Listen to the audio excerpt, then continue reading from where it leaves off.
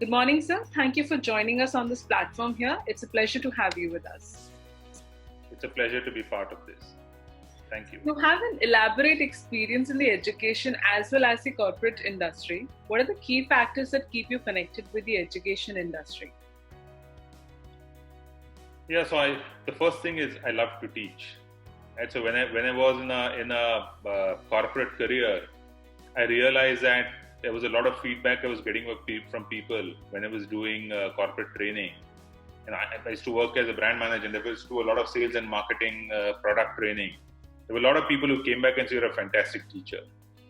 And I enjoyed doing it. And therefore, I decided that I should, go to business school. So I first started teaching as a visiting faculty, and, a couple of months later, I decided that that's something I'd like to do for a career. I absolutely enjoy doing it. Then I realized over a period of time that the impact that you can have as a teacher, while it's phenomenal, it's limited to the classes that you can teach, and there's only so much that you can do. So that's a time when I got convinced by a lot of people on the board, of my institute, who said, the impact that you can have will be substantially larger if you become an educator. And that's really what gets me going. I believe that, the future of humanity, the future is based on leaders of tomorrow. And therefore, educators, academics are uniquely poised to be able to make a difference to the world more than I think any other profession. And that makes you feel nice. So what do you think your roles and responsibilities to the institute and the students are? So, primary role is to two stakeholders, right? One stakeholder is students, which means different kinds of students who are full-time students on our programs, as well as students who come on variety of training programs, and ranging from executive participants coming from industry to government to NGOs and things like that. So that's one stakeholder. The other thing is an academic institution has a big responsibility towards furthering knowledge in the particular field that is. So creating new knowledge, getting out new insights, and disseminating the same. I think these are really the two biggest roles. More so when you're looking at a business school, our aim is to develop leaders for business and society. And then when you look at business and society, the one thing that we're very clear in our mind is that since these are going to be leaders of business and society, it's not going to be profit-centered alone. Things like climate change, things like income disparities, things like polarization of thought. All of these are things that are extremely important for leaders. So we do think that it's our responsibility to be able to have well-rounded managers. So we have, therefore, as part of the mission of the institute, as well as generally what any top business school or in any top higher ed institution should have, is to have a role which is looking at sustainable business. So obviously, contributing towards shareholders of organizations, but contributing towards society, making sure there is social sustainability as well as environmental sustainability and economic sustainability, all three of these. And I think that's extremely important for organizations like us to be able to instill. So students who come in after their undergrad to us and after a couple of years of experience, we not only want them to equip them with tools, practices, knowledge, about business, but also to change their worldview, to look at what's important for the country, what's important for the states, for their individual families, as well as for the world at large. So being the director of Goa Institute of Management, what is your philosophy of leadership and how would you describe your leadership style? That's difficult. Yeah. It's difficult to comment on your own leadership style. I think it's better to direct a question like that to people who work with me. I think they will be in a better position to say what kind of a leader I am. But I think, I can at least take a guess of at what kind of a leader I think that I am. So one of the things that I find in my decision-making style, I'm one of those data-based decision makers.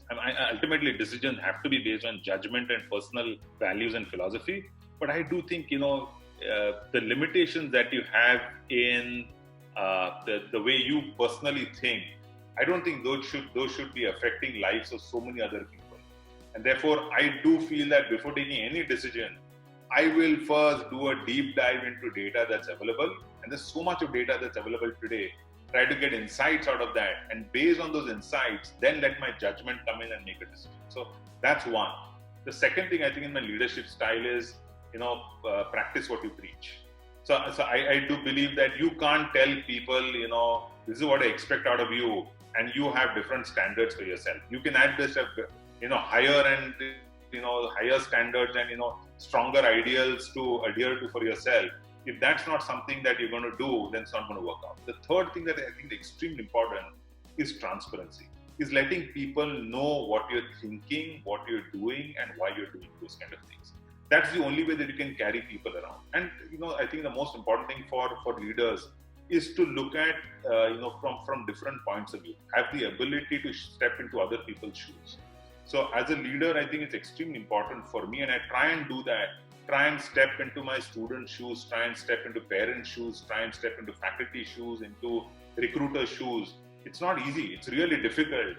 I think one of the advantages that I have is my background in sales and marketing. I mean, the subjects I teach are consumer behavior and brand management. And as a result of that, what I did for years together is I used to have different assignments that I had students do. In addition to looking at how much students are learning, it also is great learning for me because, students will maintain diaries, journals, observation assignments. And, you realize early enough that the way you think is very different from the way other people think. And unless until you're able to see, my primary sources of information are very, very different from primary sources of information of my students. My faculty have the same primary source of information like I do, which would be books and print and Google and stuff like that. And when I look at my children's primary source of information would be more video media like YouTube and Instagram and Twitter. And therefore, to make sure that I'm clued into that, I'm on Instagram, I'm on Snapchat, I'm on Twitter, I'm on Facebook, I'm on all of these, but I'm very atypical in the way I behave on those. And the reason I'm there is because a large part of my target population, which is my students, they spend a lot of time there. So if I have to understand how my students think, how do they think in pictures and what are things that are important, what's their value system, which obviously is going to be different from my own value system. I think so. These, I think, all put together would be, components of what I think would be my leadership style. I hope I did some justice to that question. So what are some of the biggest challenges you see, both for higher education in general and for GIM specifically? Yeah, so higher education in general, I think that's a lot easier for me to be able to answer. And that's, I find that higher education is becoming more and more expensive. And it's over a period of time, the return on investment that higher education is giving, irrespective of which institution you look at, that's becoming lesser. And I think the reason it's becoming lesser is because the quality of higher education that we're giving is becoming better and better, and that costs money. So I know that when I went to college, I went to good institutions. I went to, a lot of them, I went to the best institutions have been at that point in time. They were government institutions. You didn't have as many private institutions. Everything was subsidized. But I do find that the kind of inputs that we got, the faculty were good and their intentions were good, but the kind of resources that you had were definitely not at par with the resources that you would get in the best institutions worldwide. I mean, I've also studied in some of the best institutions worldwide. I've taught in universities and business schools in other parts of the world. Today, I can say that what happens in classrooms of business schools in India is absolutely at par, if not better, with what's happening in the top schools worldwide.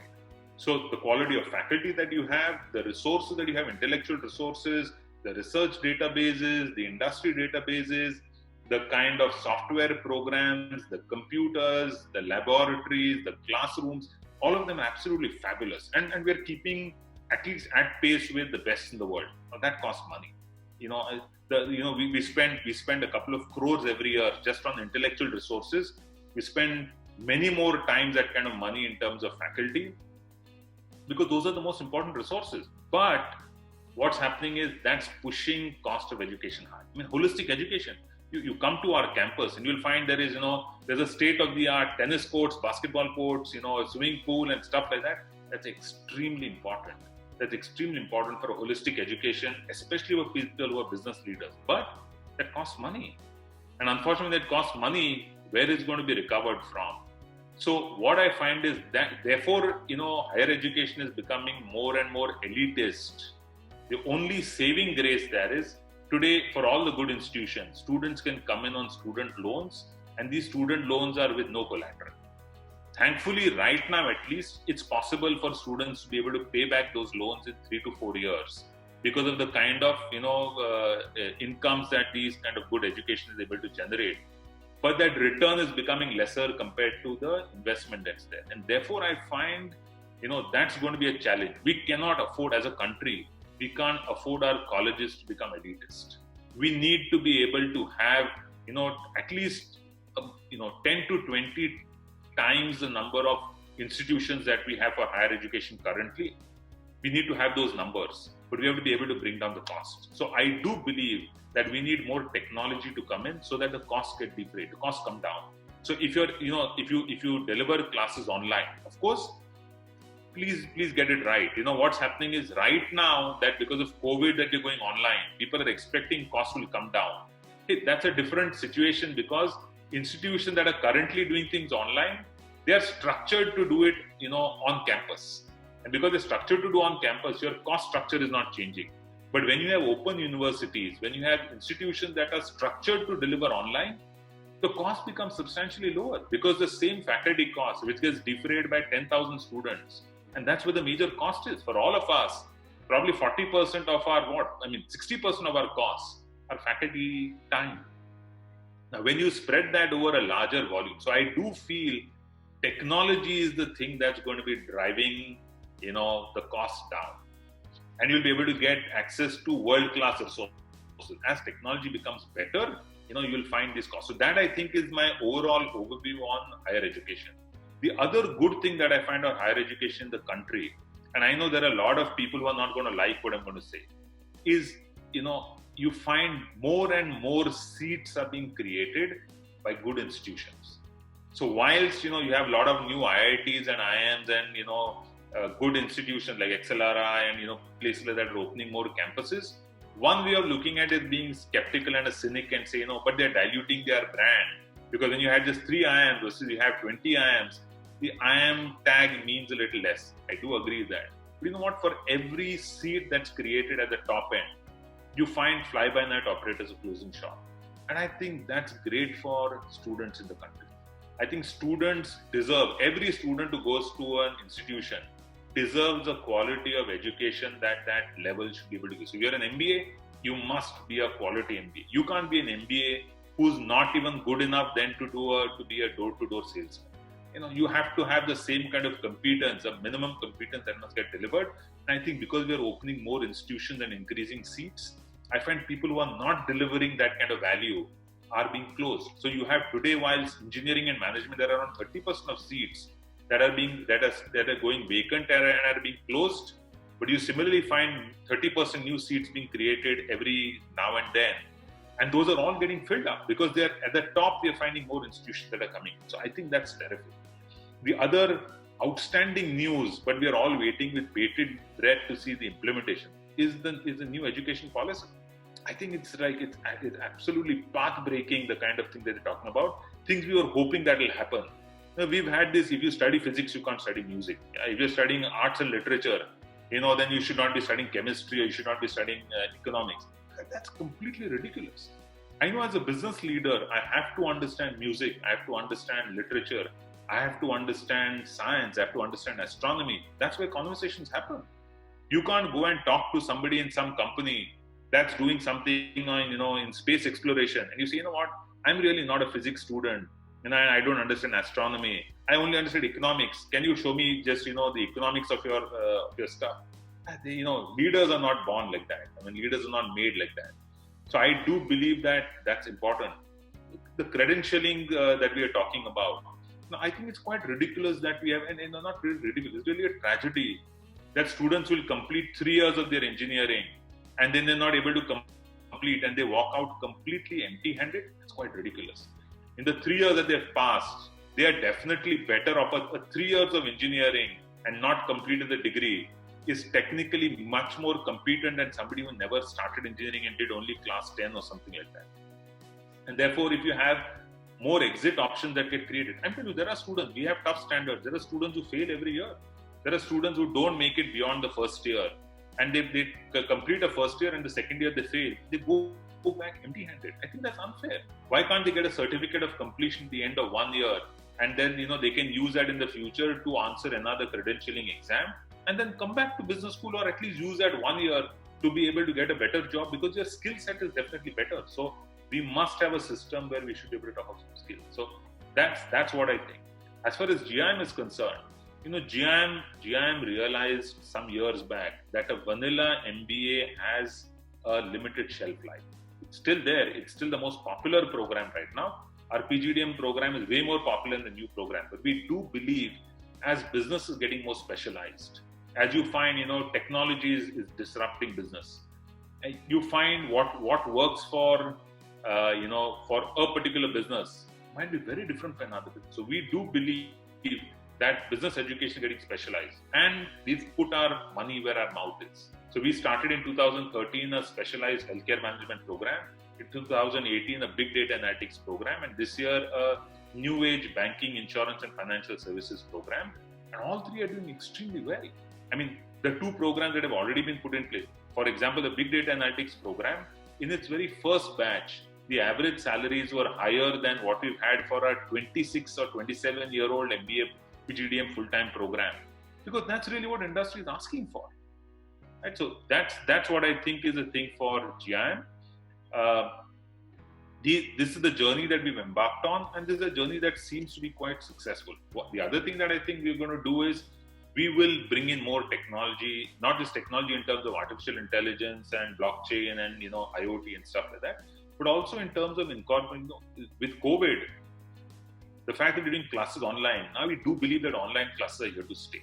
So even though we expect now students to come back to campus within a month's time, I do feel that we would have a sizable portion of what we're going to be doing will be done online. So that will allow participation of faculty from various parts of the world, industry people from various parts of the world. There's so much more so the blended is something that's now likely to happen.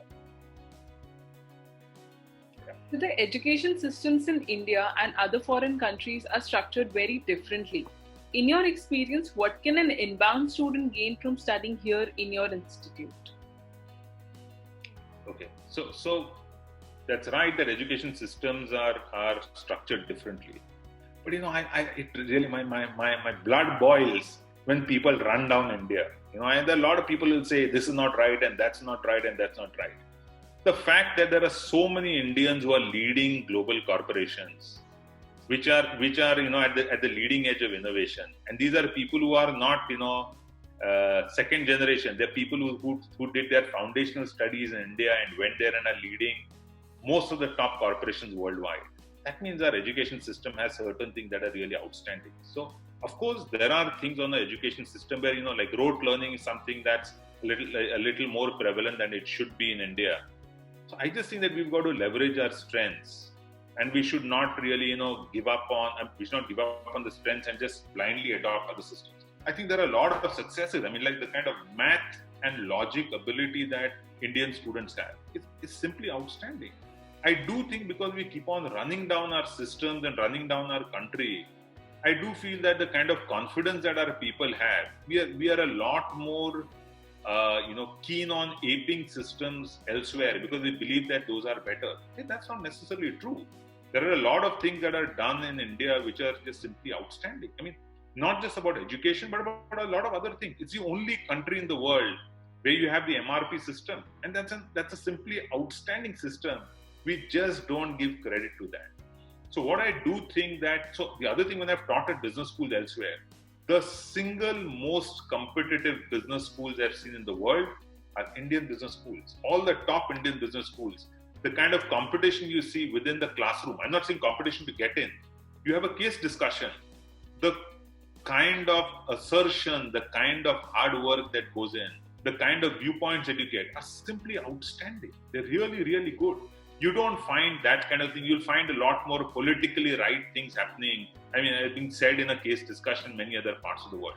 So I think, when you get into an Indian classroom, the extent to which you see your fellow classmates work hard is something that's outstanding, right? So that's something that I think an international student who comes into India will be able to see a classroom dynamic that's very, very different from a classroom dynamic that you will see elsewhere. The second thing that they'll be able to see is I've taught in quite internationally diverse classrooms in Europe, where I would have like 50 students in the class coming from something like 20 to 23 different countries. I think there's a lot of diversity also in India. I mean, a lot of people outside, especially Americans, when they look at India, they think it's like one homogeneous country, and we know that that's just not true. So when they come into a diverse campus like GIM, we have students from 28 out of 28 states of the country. So when you have 28 or 28 states, when you have every religion that's represented, when you have people who come from work, education backgrounds as well as industry experience that are really diverse, there are a lot of eye openers. One of the things that I find, so we have every year we host, students coming from Europe as well as coming from the US on Study in India programs. And every time I find there are certain things that really get them shocked. I mean, they're really surprised. One of the things that they're surprised is they find that India is a far more developed industry as compared to what they envision. When they go and see manufacturing, plants in India, when they go and look at retail in India, they find that the retail and manufacturing, they expect it to be really primitive as compared to what, they see there. The reality is the world has moved far ahead, everywhere, not just the Western world. In fact, the growth rates in the Western world is a lot lesser than a lot of the emerging markets. So that's one thing that they'll be able to see. The other thing that they'll be able to see is, the competence that they see in Indian students, they're extremely bright. The third thing I'll say is the system is a little different, of course. So Indian students themselves will learn a lot from international students. So what I would find when I would do case studies in India, the quality of answers you would get would be phenomenal, but the background research would be relatively lesser. When you look at in Europe, or in US, I would do a case study. I would find every student for every case would have a thick folder because they would do a lot of other reading. So if you're doing an automobile company, they would read about automobiles per se and about different kinds of automobiles and different automobile market is not directly relevant to the case. So their answer, so to say, would not get as much of marks. But the overall context and background that they would get would be higher and better than the overall context or background the students here would get.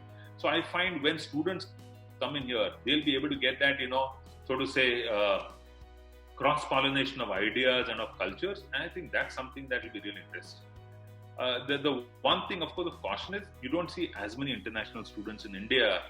Indian students are not as used to see students from different parts of the world. So culturally, I think institutions have to become better where we don't, so to say, keep staring at a foreign participant that comes in. Luckily, in Goa and GIM, Goa has more international tourists than any other place in the country.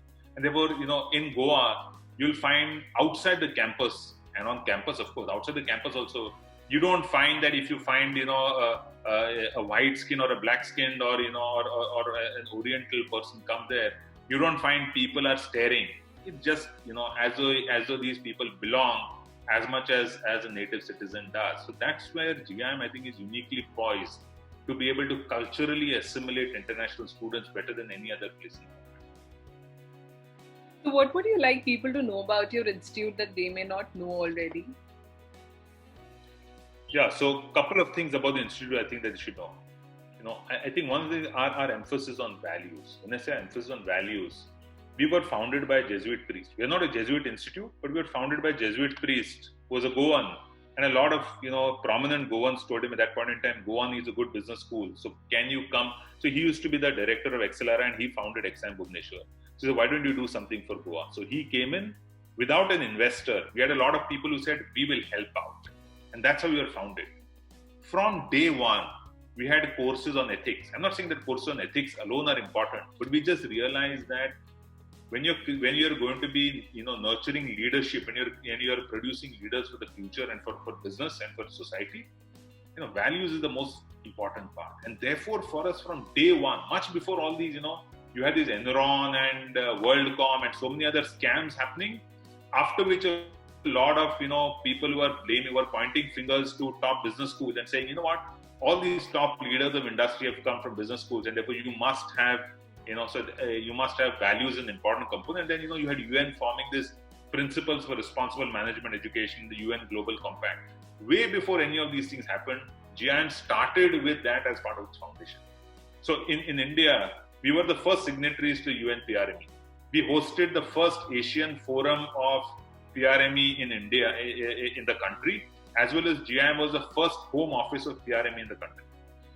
As part of our 25th celebration, 25th year of GIM, we had the Dalai Lama coming in. We had MIT, the Dalai Lama Center for Ethics and Values.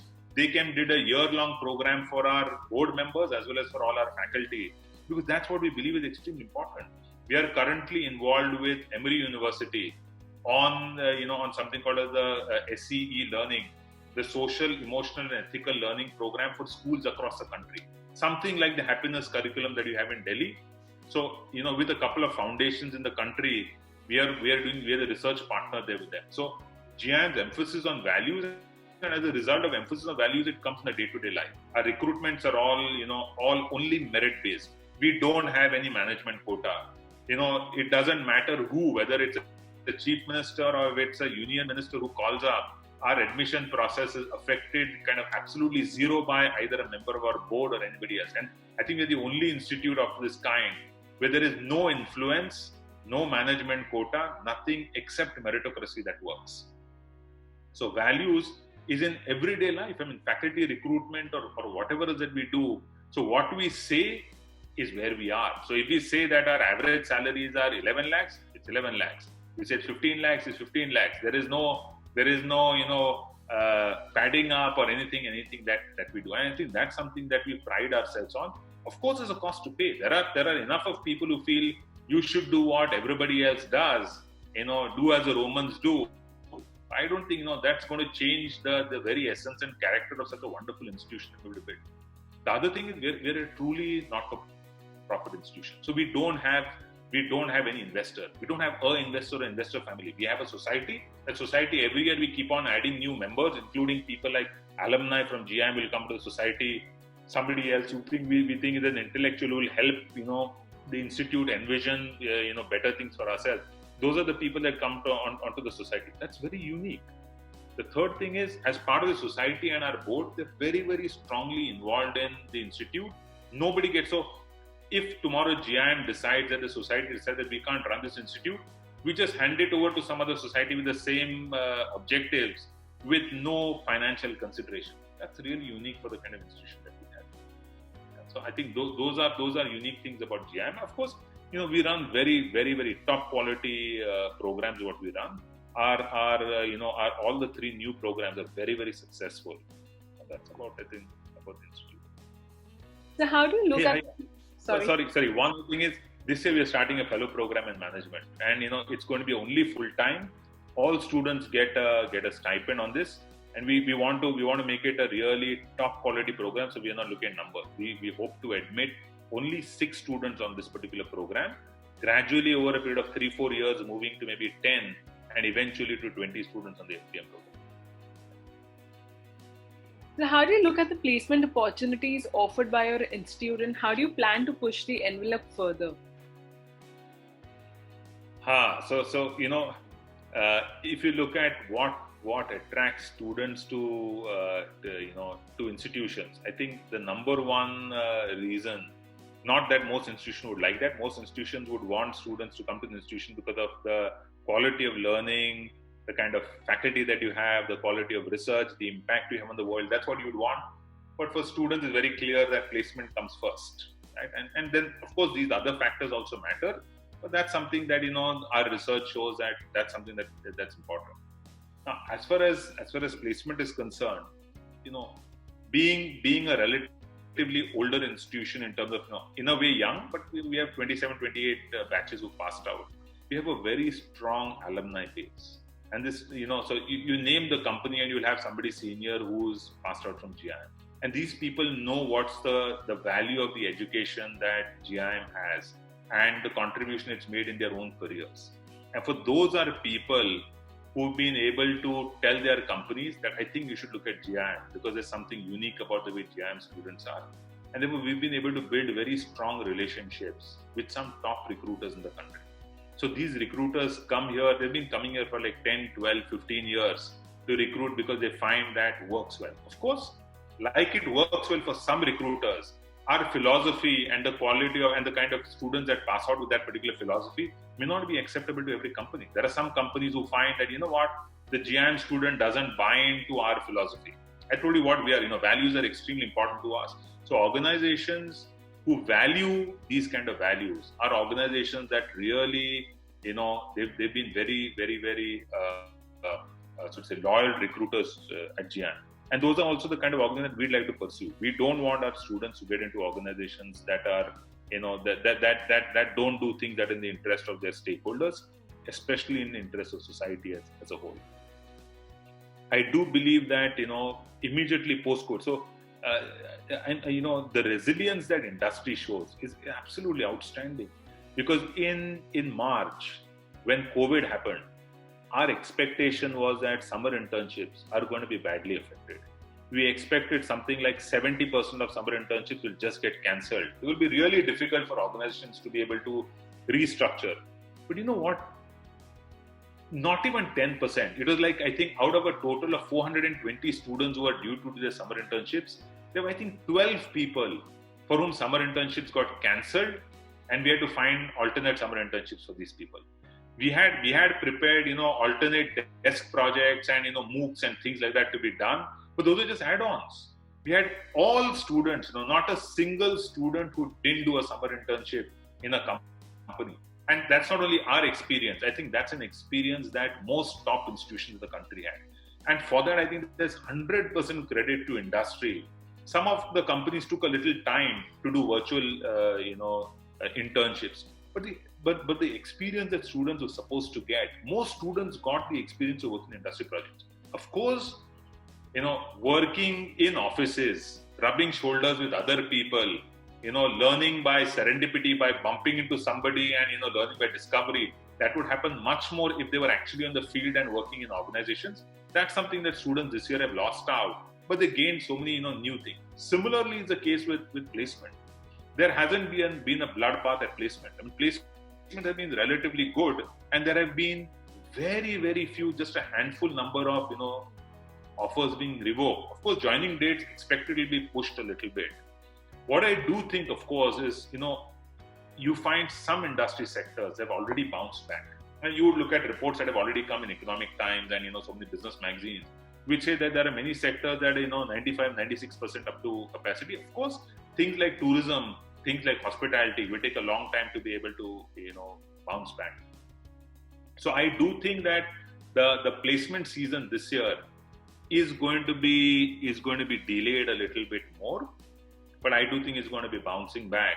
And the batch that comes in this year, of course, the batch that's currently in the second year, I think, their career opportunities are going to be, as good, but in different kinds of sectors. Some sectors are going to not just bounce back, they're going to bounce back really, really strong. There'll be some sectors that are going to be affected. What are we doing? Because you already have, so institutions that have deep relationships with, with companies, they're not going to be affected as much. Institutions that don't, institutions that have been just transactional, they will have a little bit more difficulty. So what we are doing is, we have reached out to our, to all the recruiters that are there that have been coming here to GIM. We've reached out to all our alumni, and all of them have pledged support. So I do see a good year. What do you think the Institute's priority over the next 10 years would be? So the priority for any institution will be two things. Increasing our impact, and increasing our impact on everything that we do. So, our research journey, the output is increasing exponentially. I'm saying, for example, the total research output, and when I say output, I don't mean in terms of numbers. I mean numbers multiplied by the quality and the kind of tier of publication that we are doing and the impact it has. It's growing. Like every year we are doing more than what we have done in the previous history of the organization. Of course, that can't continue for 10 years. That at some point in time, then we'll kind of get onto a graph, and then it's going to be incremental growth. But right now we are experiencing transformational growth, And that's because of the action that we took 5 or 6 years back. They've started to show results today, right from recruitment to the research environment, and to the quality of faculty that we have brought on board, the remuneration structures, the incentive plan, the resources, all of these put together. And I think that's something that's ultimately going to feed into the kind of teaching that we do. I think the future, as we see, is a lot of stuff that's going to be used in classroom as materials, either case studies and simulations and textbooks and research reports and articles. They've got to be created in India, and if they're created in India, I think that's something that we think GIM will be able to contribute. The second thing that I think we'd like to do is we'd like to be able to be more inclusive, to be able to reach out to many more students, and not just being elitist. So we'd like to see a lot more technology being used by GIM, by which we can bring down the cost of education and have different kinds of offerings.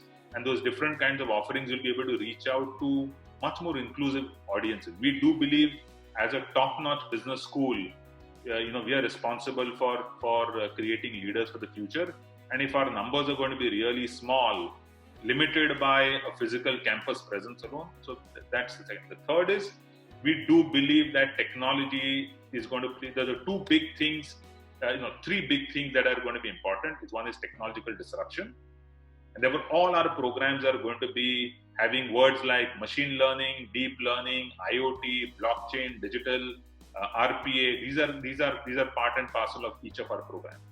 The second thing we think is, if leaders of society are not going to be understanding the gravity of situation of climate change, and if they're not going to take all their decisions considering this one, emissions and things like that, if they're not going to be considering, I think we are doomed. And therefore, that's something that we are going to be making sure. We already have two centers, a center for social sustainability, social sensitivity and action, and a center for sustainable development, which does research, student programs, hackathons, and curriculum. That's the second. And the third, we believe, is lifelong learning. What you're going to study in college today, the hard skills will see you good for 5 years. Every 5 years, or maybe lesser than that, you have to reskill. The part that is going to stay you with life are what we call those, 6 C's. Things like communication, critical thinking, creativity, character building, problem solving. Those are the kind of things that will be there for life with you. But we believe that lifelong learning is going to be important for all our alumni, for industry executives, and for our students. And that's something that we're going to do, make more modular kind of, offerings, which will help students in lifelong learning. So, any suggestions you would like to give to the current youth and the aspiring youth?